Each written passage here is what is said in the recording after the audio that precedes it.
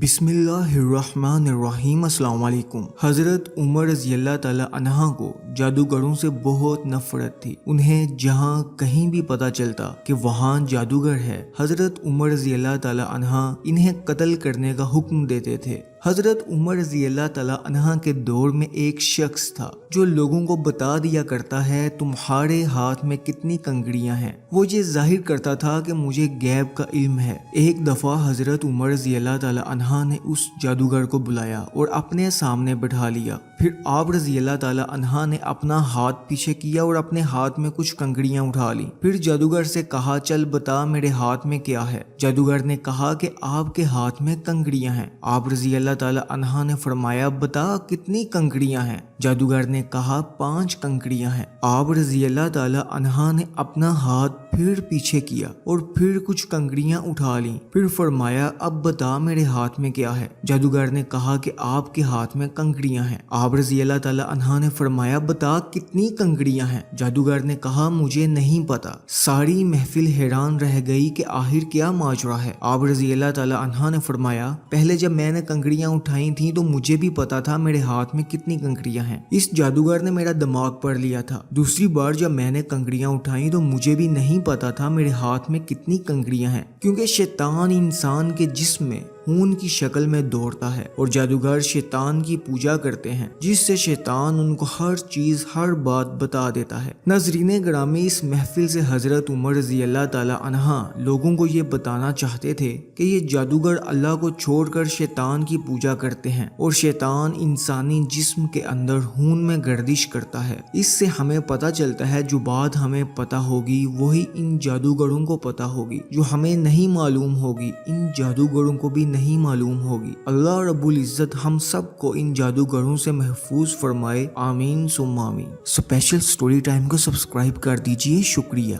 अल्लाह निगहबान।